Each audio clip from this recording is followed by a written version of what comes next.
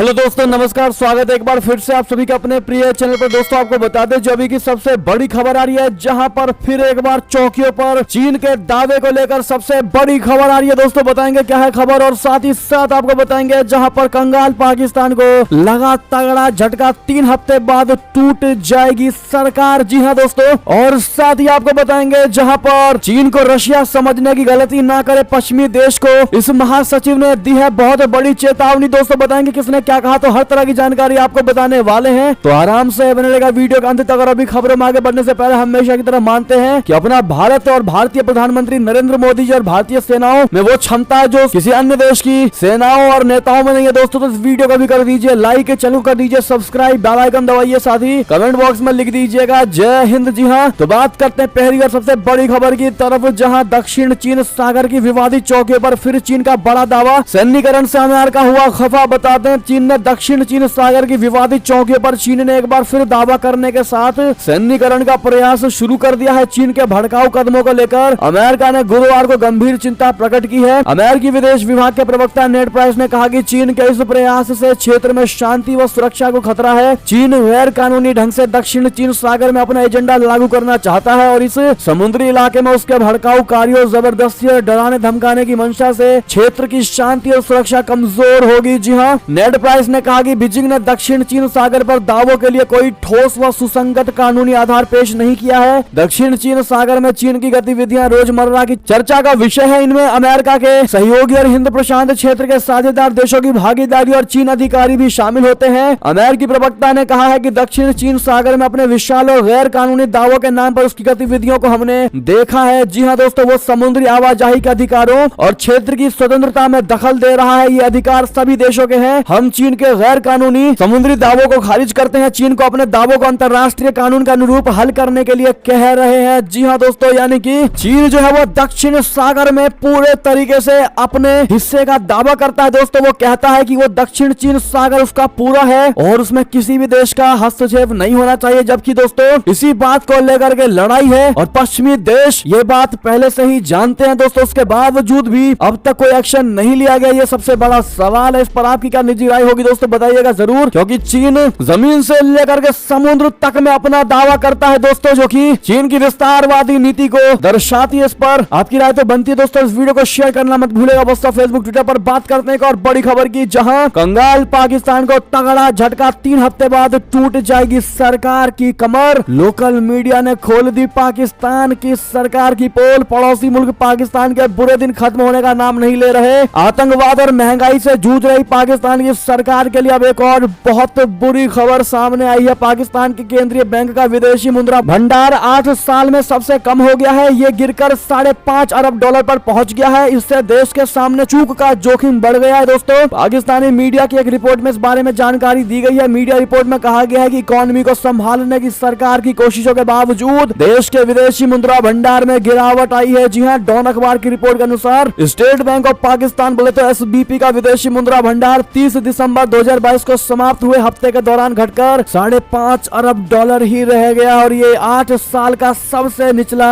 स्तर है। यानी कि दोस्तों एक तो पहले से ही कर्ज के जाल में पाकिस्तान की सरकार दबी हुई थी दोस्तों, अब ऐसे में लगातार पाकिस्तान की हालत पस्त होती नजर आ रही है दोस्तों, और कर्ज के बोझ के तले हाँप रहा है पाकिस्तान और पाकिस्तान की जनता। ऐसे में दोस्तों अगर आप भी मानते हैं कि अब पाकिस्तान की जनता को इस पर एक्शन लेना चाहिए, सबको एकजुट होकर के पाकिस्तान की सरकार के खिलाफ और आतंकवाद के खिलाफ आना चाहिए, तो अपनी राय अवश्य दीजिएगा। लेकिन दोस्तों अगर आपसे ये सवाल पूछा जाए कि पाकिस्तानी सरकार के नाकामी के पीछे सबसे बड़ा कारण क्या हो सकता है, तो आप क्या जवाब देना चाहेंगे दोस्तों, बताइएगा जरूर। एक और खबर की बात करें, जहां पर यूक्रेन ने युद्ध विराम को पाखंड बताकर ठुकराया। जी हां, जो बाइडेन ने कहा जंग नाजुक मोड़ पर है। बता दें ऑर्थोडॉक्स क्रिसमस के मौके पर 2 दिन के लिए युद्ध विराम को यूक्रेन ने रशिया का पाखंड और कोरा प्रचार बताया है। यूक्रेन के राष्ट्रपति व्लादिमीर जेलेंस्की के सलाहकार माइखाइलो पोडोलिक ने इसे खारिज कर दिया है। उधर अमेरिकी राष्ट्रपति जो बाइडेन ने कहा कि यूक्रेन जंग इस वक्त अहम मोड़ पर पहुंच चुकी है। पोडोलिक ने रशिया के युद्ध विराम के ऐलान पर प्रतिक्रिया देते व्यक्त करते हुए ट्वीट किया है। उन्होंने लिखा है कि रशिया जब कब्जे वाले क्षेत्रों को छोड़ेगा तभी अस्थायी युद्ध विराम होगा, तब तक ये पाखंड अपने पास रखें। जेलेंस्की के सलाहकार पोडोलिक ने रशिया के संघर्ष विराम को लेकर जारी बयान में कहा है कि रूस का ये कदम प्रचार से ज्यादा कुछ नहीं है। वो जंग की तीव्रता कम करने और अपने रसद केंद्रों पर यूक्रेन के हमलों को कम करने के लिए इस तरह के उपाय खोज रहा है। आप सभी को बता दें कि रशिया के राष्ट्रपति व्लादिमीर पुतिन ने गुरुवार को यूक्रेन में मनाए जाने वाले ऑर्थोडॉक्स क्रिसमस के मौके पर अस्थायी युद्ध विराम का आदेश दिया है। यह पहला मौका है जब रशिया ने यूक्रेन में पिछले साल फरवरी में आक्रमण शुरू करने के बाद से पूर्ण युद्ध विराम लागू किया है। जी हाँ दोस्तों, बात करते हैं एक और बड़ी खबर की, जहां संयुक्त राष्ट्र मिशन में महिला शांति सैनिकों की संख्या बढ़ाएगा अपना भारत, संवेदनशील एबेई में होगी तैनाती। जी हाँ, भारत ने एक बार फिर संयुक्त राष्ट्र मिशन में महिला शांति सैनिकों की तैनाती को बढ़ाने का फैसला किया है। संयुक्त राष्ट्र में भारत की स्थायी प्रतिनिधि रुचिरा कंबोज ने ट्वीट करते हुए बताया है कि भारत संवेदनशील क्षेत्र एबेई में संयुक्त राष्ट्र मिशन में हमारी बटालियन के हिस्से के रूप में शांति सैनिकों की पूरी महिला टुकड़ी तैनात कर रहा है। ये हाल के वर्षों में महिला शांति सैनिकों की अकेली सबसे बड़ी तैनाती है। टीम को शुभकामनाएं। जी हाँ, कंबोज ने कहा कि एबेई में महिला शांति रक्षकों की प्लाटून 6 जनवरी को यानी 2023 जनवरी को संयुक्त राष्ट्र अंतरिम सुरक्षा बल एबेई में भारतीय बटालियन के हिस्से के तौर पर तैनात की गई है। इस बयान के अनुसार सबसे पहले साल 2007 में लाइबेरिया में महिला शांति रक्षकों की प्लाटून तैनात करने के बाद संयुक्त राष्ट्र मिशन में यह भारत की सबसे बड़ी एकल महिला प्लाटून की तैनाती है। जी हाँ दोस्तों, बात करते हैं और बड़ी खबर की, जहां टीटीपी को लेकर विदेश मंत्री बिलावल भुट्टो का बयान, कहा आतंकवादियों की धमकियों से नहीं डरता। जी हाँ, पाकिस्तान के विदेश मंत्री बिलावल भुट्टो जरदारी ने गुरुवार को कहा कि वो आतंकवादियों की धमकियों से नहीं डरता। उनका यह बयान प्रतिबंधित तहरीक तालिबान पाकिस्तान द्वारा सत्ताधारी दलों के शीर्ष नेताओं को निशाना बनाने की धमकी दिए जाने के एक दिन बाद आया। बिलावल भुट्टो ने अपनी पाकिस्तानी पीपुल्स पार्टी की केंद्रीय कार्यकारी समिति की बैठक की अध्यक्षता करने के बाद मीडिया से रूबरू हुए। उन्होंने कहा कि वो टीटीपी को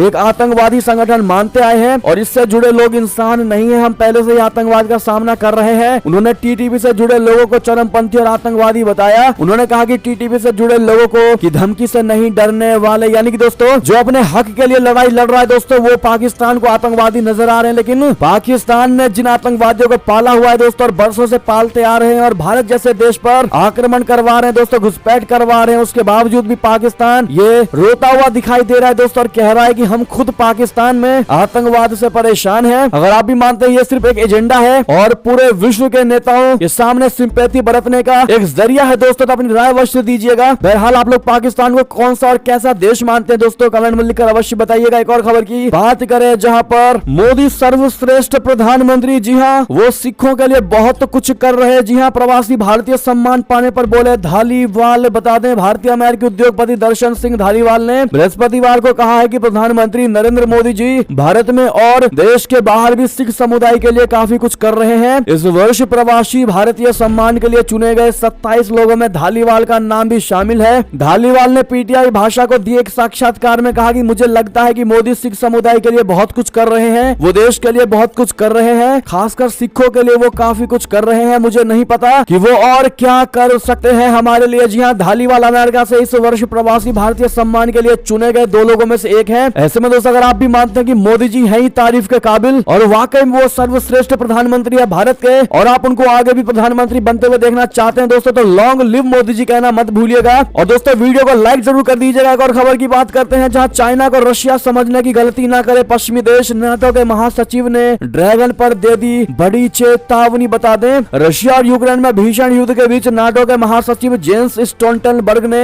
चीन को लेकर बड़ी चेतावनी दी है। जेंस ने कहा है कि पुतिन का यूक्रेन पर हमला यह दिखाता है कि लोकतांत्रिक देशों को क्यों चीन के साथ करीबी रिश्ता बनाने से बचना चाहिए। उन्होंने चेतावनी दी है कि सर्वसत्तावादी ताकतों पर निर्भर होना खतरनाक है। उन्होंने विभिन्न देशों से अपील की है कि वे अपने महत्वपूर्ण और राष्ट्रीय इंफ्रास्ट्रक्चर जैसे बंदरगाह, रेलवे और 5G नेटवर्क में चीनी कंपनियों को हिस्सेदारी न दे। जेंस ने कहा कि अभी बहुत दिन नहीं हुए हैं जब रशिया के साथ गैस खरीदने को शुद्ध रूप से कमर्शियल मैटर समझा जाता था। वास्तविकता है कि ये एक राजनीतिक मुद्दा है, ये हमारी सुरक्षा से जुड़ा मामला है, बिजनेस भी राजनीति है। हमें इस अन्य सर्वसत्तावादी शासकों के साथ इस गलती को नहीं रिपीट करना चाहिए, नहीं दोहराना चाहिए, कम से कम चीन तो नहीं। नाटो प्रमुख ने स्पेशली चीन को लेकर ये बड़ी बात कही है दोस्तों कि चाइना के साथ किसी भी प्रकार का कोई भी नाता नहीं रखना चाहिए, चाहे वो फ्रेंडली नाता हो या फिर बिजनेस रिलेटेड नाता। जी हाँ, उन्होंने कहा कि हमें ये नहीं मानना चाहिए कि प्रत्येक लाभ का प्रोजेक्ट केवल फायदे के लिए ही अंजाम दिया जाना चाहिए। अगर आप भी मानते हैं दोस्तों इन्होंने वाकई में बहुत सही बात कही है और आप इनका समर्थन करेंगे दोस्तों, तो चाइना को लेकर आप क्या कहना चाहेंगे, अपनी राय अवश्य दीजिएगा। और इसी बीच दोस्तों